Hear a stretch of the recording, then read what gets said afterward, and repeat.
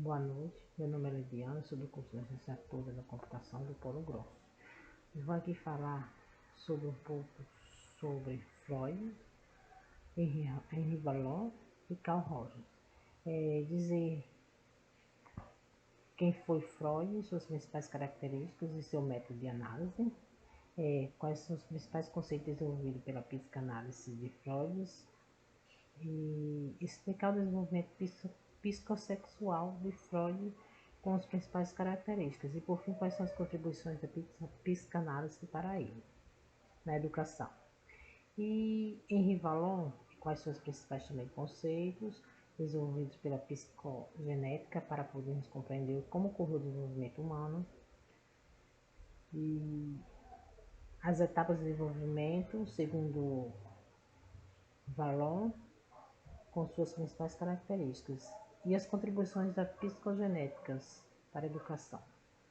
E também quem foi Carl Rogers e quais seus principais conceitos de desenvolvimento pelo seu humanismo fenomenológico, para podermos compreender como ocorreu o desenvolvimento humano, e explicar que Carl Rogers faz também a psicanálise de Freud, quanto o behaviorismo de Skinner. E, por fim, quais foram as suas contribuições do humanismo fenomenológico de Carl Rogers para a educação. Então, vamos lá.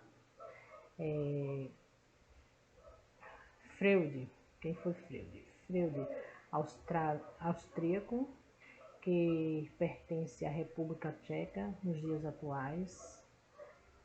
Aos 4 anos de idade, mudou-se com sua família para Viena, onde viveria a maior parte de sua vida. Graduou-se em medicina em 1881 e passou a se interessar pelo campo de neurologia. Enquanto trabalhava no Hospital Geral de Viena, começou a investigar as explicações neurológicas para a histeria, sentindo-se insatisfeito com o tratamento médico para esse transtorno. Em 1885, Freud viajou para a França para estudar com o psiquiatra Jean Charcot e conheceu o método da hipnose, utilizado para tratar a histeria. Após voltar a Viena, Freud começou a fazer estudos junto ao Dr. Joseph Breuer, iniciando um novo método de tratamento por meio da associação livre, procurando abandonar o uso da hipnose. A partir dessa experiência, o médico Viennese estabeleceu os principais que norteariam a abordagem psicanalítica. Freud publicou em 1895 a 1939 24 volumes sobre o seu estudo da psicanálise. Ao fugir da perseguição nazista em Viena, Freud mudou-se para Londres, onde faleceu em 23 de setembro de 1939. Principais conceitos da teoria psicanalítica. A psicanálise surgiu no final do século XIX a partir do estudo de Freud e consolidou-se durante o século XX. Foi uma das principais áreas de fundação da psicologia clínica e o tratamento psicoterápico. O conhecimento construído por Freud compreende ao mesmo tempo uma teoria da personalidade, um método de investigação e uma forma de terapia. Freud era neurologista e se interessava por enfermidades que se afetavam o comportamento humano. Um dos marcos de sua formação foi o estudo realizado com o médico francês Jean-Martin Charcot, na cidade de Paris. Charcot tratava pacientes com histeria a partir da hipnose.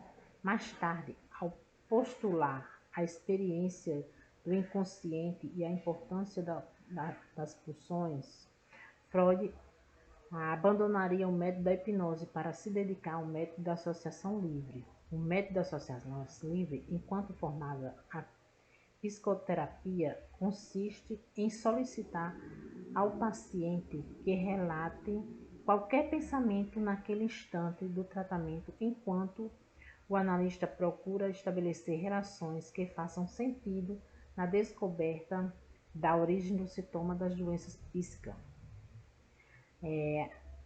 A dinâmica da personalidade. Segundo Freud, conteúdos psíquicos inconscientes podem vir a permanecer pré-consciente, pronto para adentrarem a consciência em qualquer instância.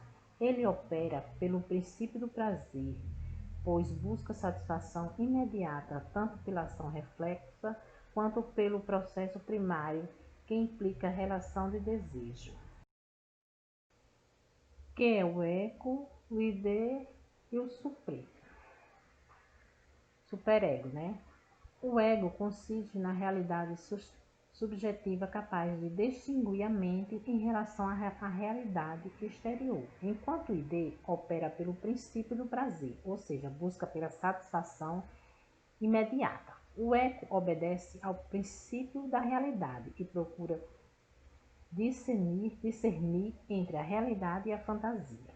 O Supremo representa internamente os valores e ideias da sociedade, transmitido pelos pais e responsáveis, e reforçados por recompensas ou punidos por meio de castigos impostos à criança.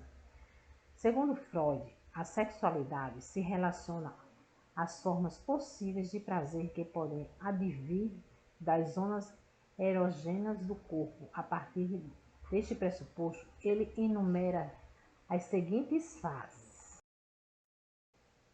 a fase oral, a fase anal, a fase fálica, a fase latência, a fase genital. Então, a fase oral é a zona onogênica preponderante no primeiro ano de vida de uma criança, que é a boca, pois o prazer advém à sucessão do leite materno. A boca se torna a principal fonte de contato do bebê com o mundo externo. Nesta fase, os pais aprendem a tomar cuidado com os objetos pequenos próximos à criança, pois se ela pegar qualquer objeto, tende a levar à boca.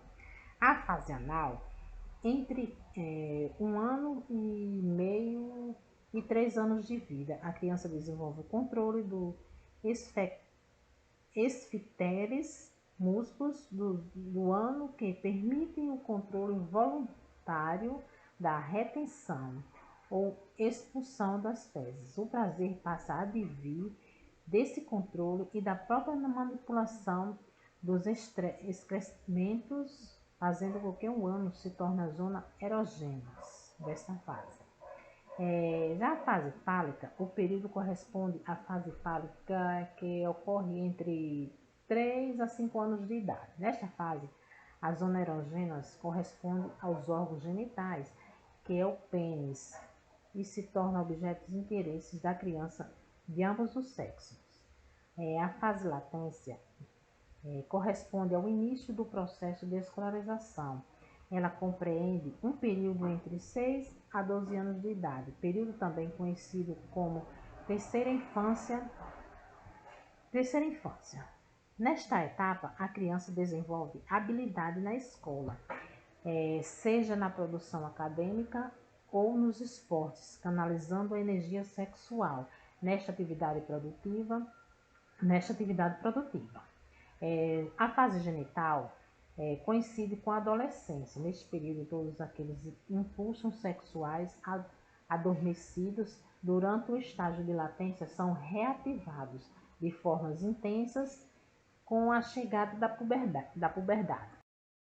Então, essas foram as fases. Já na educação, para Freud, deve ser menos repressora e moralista, pois isso pode afetar o indivíduo, causando frustração, ansiedade, impulso agressivo e outros transtornos. Os professores também devem ser mais compreensivos e sensíveis aos desejos dos alunos, muitos deles inconscientes. O professor Carrasco cria e contribui para o desenvolvimento de transtorno psicoemocional. Agora vem Henri Vallot. Henri Vallot nasceu em 15 de junho de 1879 em Paris, na França. Atuou em vários campos do meio acadêmico e sua vida pública, como filosofia, medicina, psicologia, educação e política. Seus avós, Henri Alexandre Vallot, foi um grande político francês. No campo da educação, Valon participou de imensos debates e de movimentos políticos, oferecendo inúmeras contribuições para as áreas de ensino-aprendizagem. Em 1944, ele fez parte de uma comissão do ministro da Educação francês, o que originou um projeto de reforma educacional no país chamado Plano Langevin-Vallon. O autor francês participou ativamente dos acontecimentos de seu tempo, sendo contemporâneo de duas grandes guerras mundiais. Na Primeira Guerra, em 1914, serviu como médico do exército francês, o que levou a observar as lesões cerebrais sofridas pelo ex-combatente e, a partir deste estudo, fez revisão de postulados neurológicos desenvolvidos quanto atendia crianças com deficiências. Vallon se tornou professor da Universidade de Sorbonne, em Paris, no ano de 1920. Fez inúmeras conferências sobre a psicologia infantil, publicando na tese de doutorado no ano de 1925. Ele se tornaria secretário da Educação Nacional em 1944, durante o período da Segunda Guerra Mundial. Ele foi perseguido pelo Gestapo, polícia nazista comandado por Adolf Hitler. No dia 1º de dezembro de 1962, Henri Vallon faleceu em Paris, aos 83 anos de idade. A obra de Vallon é marcada pela importância dada à afetividade no processo de ensino-aprendizagem. Havia sempre uma tendência de superestimar os estudos do processo cognitivo e intelectual envolvendo raciocínio e memória, sem a devida ênfase das questões emocionais. Vallon sofreu influência da psicanálise de Freud, no que se tange ao impacto da vida emotiva nas manifestações da razão. Nesse sentido, ele pretende conciliar os fatores biológicos da vida social de cada indivíduo, o que se caracteriza sua teoria como socio-interacionalista. Sua teoria também é reconhecida como psicogenética por se preocupar com o surgimento das emoções no campo biológico, o que tende à evolução mais elaborada da manifestação da afetividade conforme as experiências vivenciadas pelas crianças em sua fase social. Outro aspecto importante da teoria valoriana diz respeito à valorização do movimento. Para Vallon, as atividades motoras possuem enormes relevâncias no desenvolvimento e na aprendizagem da criança, o que se resultaria em críticas para abordagem que exigem uma criança passiva e obediente na sala de aula, presa à sua carteira durante uma aula expositiva do professor. Um marco diferencial do pensamento de Vallon consiste na busca de conciliação entre o biológico e o social. Segundo o autor, existe entre o ser e o meio uma relação recíproca, cuja influência sobre o indivíduo é uma inteiramente de domínio biológico, mas também social. Ele também atribuiu à emoção do papel importante no entendimento do psiquismo e no processo educacional. Vallon estabeleceu etapas de desenvolvimento psicológico, assim como Piaget, porém com uma ênfase na relação razão e emoção. Segundo o autor francês, existem 5 fases no processo de desenvolvimento humano. O estágio impositivo emocional, que é o primeiro ano de vida, o estágio sensório-motor e o projeto de 1 a 3 anos, o estágio personalista de 3 a 6 anos, o estágio categorial de 6 a 11 anos, a adolescência a partir dos 11 anos. Este primeiro estágio está marcado por uma impulsividade motora e emocional, com grande tendência de meio externo social, especificamente de cuidados maternos. A primeira forma de comunicação se dá por meio da emoção imediata, que é o choro e o medo. O estágio sensomotor e o projetivo de 1 a 3 anos, nesta fase a criança passa a explorar um mundo físico, manifestando um reconhecimento especial dos objetos e de si mesmo, e uma autonomia em seu movimento. Ocorre também o surgimento do mundo simbólico e da representação impulsionada pela própria ação da criança. Algum recurso simbólico envolve movimentos projetivos como imitação, marcar pela participação, desdobramento do ato, simulacro, caracterizado por uma simulação por gestos, em que é comum haver o ato sem objeto real. Neste estágio, há um predomínio do plano afetivo da criança e sua relação com o meio ambiente. A tarefa principal dessa fase do desenvolvimento consiste na diferença do eu psíquico, a qual ocorre 3 etapas: a oposição, que consiste na fase oposição ao outro, e na busca de afirmação de si, quando a criança aprende a dizer não. Neste sentido, esta visão referencia-se da de Piaget, pois este acreditava que a criança precisava superar o egocêntrico para caminhar para a socialização, enquanto Vallon entende a atitude egocêntrica como forma de desenvolvimento nas afirmações de si mesmo. Sedução, marcada pela necessidade da criança de ser admirada e agradar aos outros, procurando sempre chamar a atenção. A imitação, momentos de criação de personagens a partir do outro, por meio de suas qualidades e méritos. Aí tem estágio categorial, que é de 6 a 11 anos. Nesta fase, a criança desenvolve a capacidade importante para o processo de escolarização, pois se inicia o período do ensino fundamental.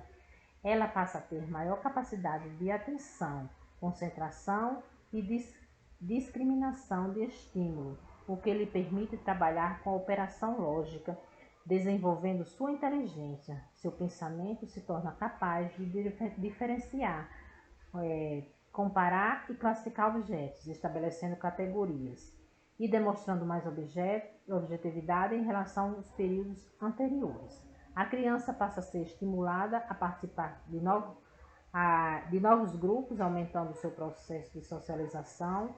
Sua energia tende a deslocar para o mundo interno. Agora vem a adolescência, que é dos 11 anos em diante.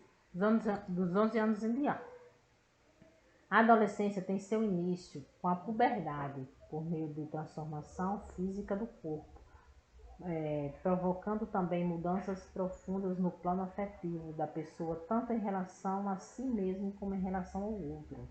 A vida afetiva se torna demasiada intensa, com manifestação de ambivalência nas atitudes e comportamento, pois o componente emocional tende a ser racionalizado em decorrência dos avanços do campo intelectual. Conforme o estudo sobre a biografia, Vallon foi o acadêmico político preocupado com mudanças no cenário da educação, participando da elaboração de importantes projetos.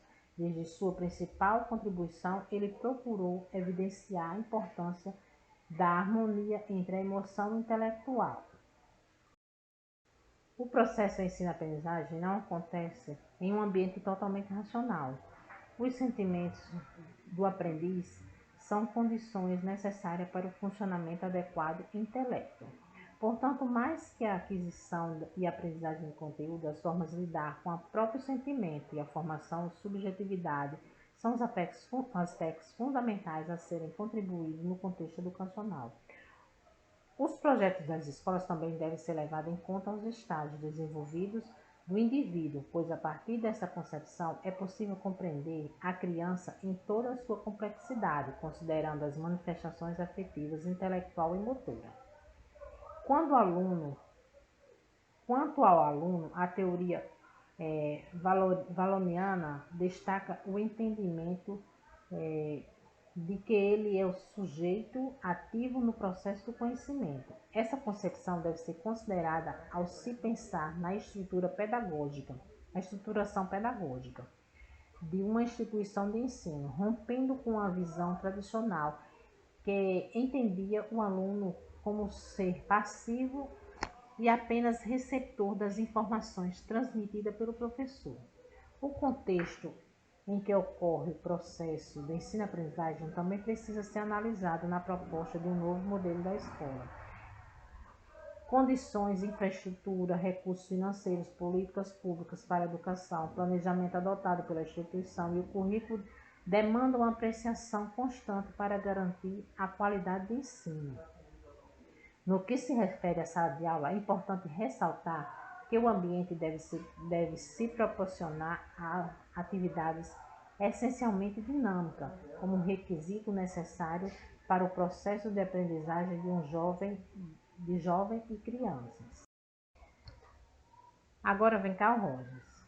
Carl Rogers nasceu na cidade de Oak Park, no estado de Illinois, Estados Unidos, no dia 8 de janeiro de 1902. Sua família era cristã, o que provavelmente contribuiu para seu interesse em teologia. Enquanto estudava na Universidade de Wisconsin, interessou-se por religião e chegou a frequentar o seminário Union Theological em Nova York. Formou-se na Escola de Pedagogia da Universidade da Colômbia em 1931, porém, conciliando estudos de filosofia e teologia, começou a atuar como psicoterapeuta, introduzindo um método conhecido como terapia centrada no cliente. Ele usava técnicas de aconselhamento inovadora para a época e criticava a psiquiatria ortodoxa. Posteriormente, sua abordagem passou a ser utilizada no campo educacional, em que Rogers passou a ser considerado um dos grandes educadores do século XX. Rogers é considerado um dos precursores da psicologia humanista. Ele foi indicado no Prêmio Nobel em 1987, ano em que faleceu, dia 4 de fevereiro, na cidade de Dallas, na Califórnia. A abordagem humanista faz críticas significativas em relação às outras duas abordagens preponderantes na primeira metade do século XX. A psicanálise é criticada por sua concepção de homem como um animal libidinoso e irascível, motivado por instinto sexual e agressivo, e necessitando sempre de restrições e sublimações em relação ao seu desejo. Nesse sentido, o homem vivia na ânsia de encontrar uma forma de conviver com o mínimo racional de sociedade, mas sempre sujeito à frustração e infelicidade. Essa visão psicanalista incorreria um pessimismo e desesperança, acarretando o seu próprio Freud chamado a mal-estar da civilização. No caso behaviorismo, a crítica voltava-se à visão robotizada do homem, trazendo uma concepção de ser humano como uma máquina ou uma marionete, um ser passivo a ser totalmente modelado, manipulado e condicionado pelo ambiente. Essa perspectiva parte de pesquisa com os animais em laboratório para depois transferidas para experiências com o ser humano, os quais poderiam ser absolutamente controlados pela contingência e a consequência do meio ambiente. Em oposição dessa vertente psicanalítica de behaviorista, a proposta humanista de Rogers apresenta uma visão mais esperança e otimista. As contribuições de abordagem humanista para a educação de Rogers, que são o ensino centrado no estudante, o professor como facilitador, educação democrática, clima emocional da sala de aula. Então é isso, vamos lá. Ensino centrado no estudante. Assim como Rogers já havia falecido, assim como Rogers já havia defendido e postulado uma terapia centrada no cliente, ele também vai propor uma educação centrada no estudante. Ele acredita na capacidade da pessoa de se autodirigir. Nesse sentido, defende uma pedagogia não diretiva, em que cada pessoa é capaz de alcançar seu próprio crescimento. Assim, o professor não deve direcionar o aluno, e sim proporcionar condições para seu autoconhecimento. Aí, o professor como facilitador. Na proposta não diretiva, Rogers, o professor deve ser facilitador, assim como sua proposta de psicoterapia. A educação democrática. A filosofia da educação democrática de Rogers reconhece a educação como responsabilidade do estudante, em que a escola deve dar condições e suportes para o aluno, tratando-os como pessoas independentes, responsáveis, capazes de resolver seus próprios problemas. Clima emocional na sala de aula. Uma constituição imprescindível na teoria rogeriana diz respeito à atmosfera afetiva na sala de aula. Rogers afirma que se o clima na sala de aula for positivo, o relacionamento entre o professor se torna agradável e favorável ao processo de aprendizagem. Triagem rogeriana, aceitação, empatia e congruência, o professor que aceita sem julgar, é autêntico suas condutas e consegue compreender os sentimentos de seus alunos, tornando-se um exímio educador e desperta relação autêntica e democrática. A teoria rogeriana apresenta dois conceitos importantes para entender a personalidade humana, que é organismo e self. O organismo consiste no locus de toda a experiência, compreendendo o campo fenomenal. O self se refere a um autoconceito construído pelo indivíduo por meio de sua experiência.